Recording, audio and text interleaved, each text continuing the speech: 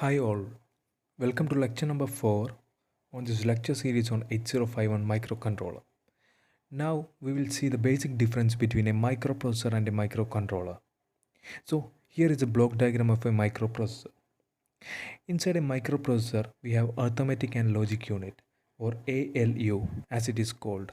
This unit is responsible for doing arithmetical operation like addition, subtraction, multiplication and division, then logical operations like ANDing, ORing, NOT, XOR, XNOR, that kind of operation. So this unit do all that operation.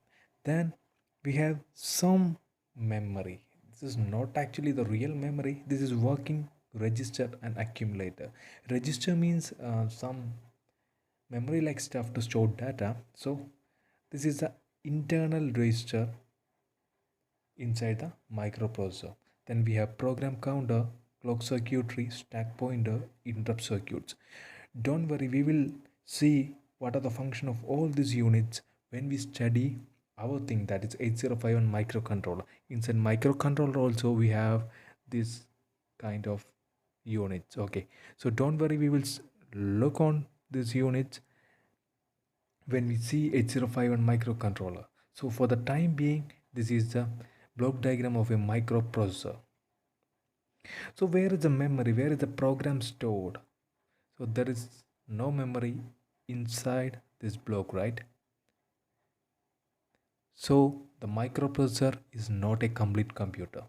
It cannot work on its own. It needs some memory on its periphery. So you have to add some peripheral devices for this microprocessor to function.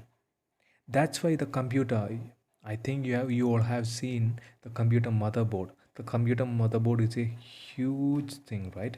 Because you want to add some other chips for this microprocessor to work. That's why the computer motherboard is a huge thing. So this computer central processing unit, the computer's central processing unit, that is microprocessor, is not a stand-alone device. It needs the help of other devices to perform. So now we will see basic features of microprocessor. So a microprocessor is a general purpose computer's central processing unit. And a microprocessor is not a complete digital computer. It cannot work on its own. To make a complete computer, one must add memory, RAM, ROM, then mass storage devices, then memory decoders, input output devices, counters, etc. along with microprocessor. The primary use of a microprocessor is to fetch data, perform extensive calculation on that data, and store those data in a mass storage device or display it on screen. So now we'll add the most basic things in order for this microprocessor to work. So the microprocessor will be having address and database. You know address and database from my previous lecture, right? So here we have address bus, then we have database. We will add a memory controller.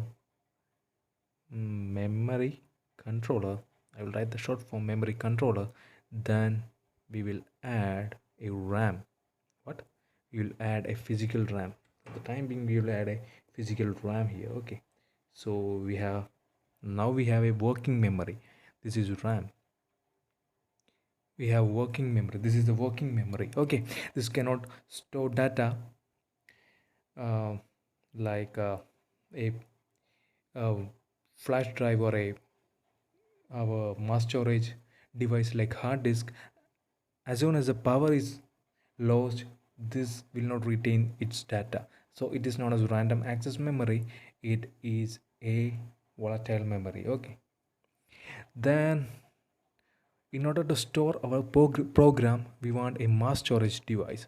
So we can go for a mass storage device. Again, we need an interface, some sort of circuitry to connect our mass storage device to this microprocessor, and here we will place a mass storage device. For the time being, this is our mass storage device. This is store our programs in this mass storage device, this thing will fetch it, store it temporarily in this RAM, and from the RAM, this processor can take the our program to the internal registers, the working registers.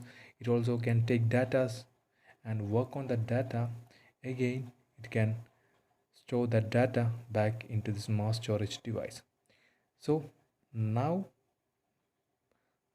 our system might work because we have added some memories.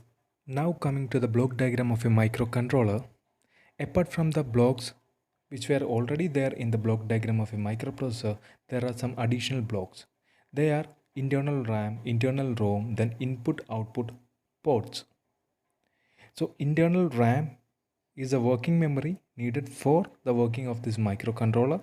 Then internal ROM is a program memory which is used to store the program.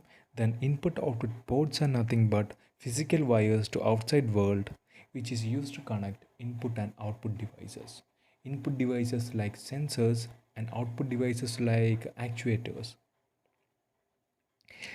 So this is a block diagram of a microcontroller. So a microcontroller is a true computer on a chip. It is a standalone device and it can work on its own without any other peripheral devices because it has all those things inside a single chip. It has features of a microprocessor like this is ALU, then program counter, stack pointer, registers, and also have added features needed to make a complete computer like ROM, RAM, parallel ports, serial ports, clock circuitry, etc. Then, microcontroller is a general purpose device but one which is meant to fetch data, perform limited calculation on that data, and control its variables based on those calculations.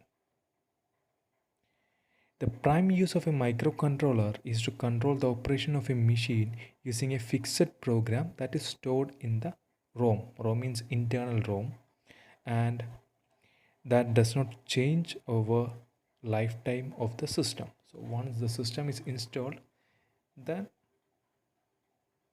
the program stored in the ROM will govern the functioning of a system and it will not change until that program is changed.